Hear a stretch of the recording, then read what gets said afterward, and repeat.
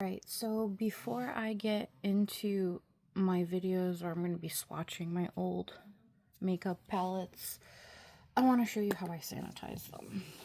So this is an old setting spray bottle that I used up. I need to clean it up a bit. It's got the sticky residue on it, but anyway, I refilled it with rubbing alcohol. Prior to do that, I cleaned it out. What you want to do is I put a little bit of rubbing alcohol in it, shook it up, sprayed a bit, emptied it out, did that a second time, sprayed a bit, just to get all the setting spray residue out. So this is just 90% rubbing alcohol. And all I do is I will generously spray down my eyeshadow. Alright, and then I leave it to evaporate. It usually takes about 24 hours to dry down. I give it 2 days to dry out. So if I know if something's been sitting for a while in my closet and I want it ready to use, I'll clean it up like this in a day, in like 2 days prior to using it. And this will kill any kind of viruses or bacteria or whatever. It's not going to prevent hard pan from and hard pan is what happens when you introduce oils to your eyeshadow. The rubbing alcohol is also a way to fix broken shadows. So you also introduce the rubbing alcohol, and then you'd take like a little piece of paper, and then you would gently press the broken shadow into place. I'm just gonna clean up some of the excess alcohol. It also gets rid of all the like powder, and it just cleans out the palette a bit too. So I like to do this time to time just to clean up my makeup. And this is also how you would sanitize it for when you buy your makeup secondhand, if you buy your makeup secondhand. My favorite blue eyeshadow on the planet was Urban Decay's Painkiller, and the only way I was able to find it was secondhand. And here I have a palette, only in this situation, and that's my favorite blue eyeshadow of all time. This purple is pretty nice too. I also like this color. And oddly enough, those are the 3 colors the person didn't really use. They mostly stuck to the browns, which are the colors that I don't really care for. I'm not really into neutral eye looks. But anyway, because this is a paper palette and you don't want to spray, what you would do is you would repurpose like a dropper from a skincare thing, and you would drop it. The initial one that I did the sanitation for this palette, I lost, so I'm repurposing this one, but I have to clean this one out, and I'm going to clean it out with the rubbing alcohol. It's just been sitting in like a box, so I have to do that. I haven't gotten around to it yet. But yeah, so that's how you would sanitize them. The second big issue with powdered products is hard pan. Hard pan happens from the introductions of oil. And that oil is what goes rancid and is what will cause your eyeshadow to go bad. And in the case that it does go bad, it's going to have the smell of mud. So if you played outside making mud pies or in the dirt, you know what mud and dirt smells like.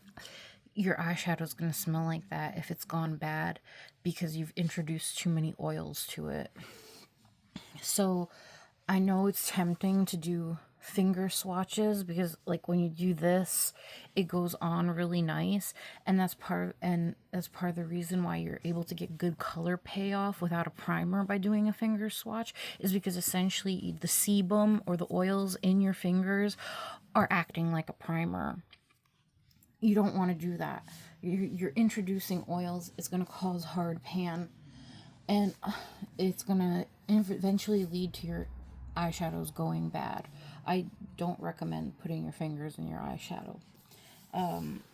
Anyway, aside from that, you can scrape the hard pan off, but it's a total waste of product. And then also, if the hard pan has kind of gotten that muddy smell, it's really not a good idea to use it anymore. It's very difficult to use it. It'll spread, it'll like seep even deeper into the eyeshadow, and then eventually you have to toss the entire eyeshadow.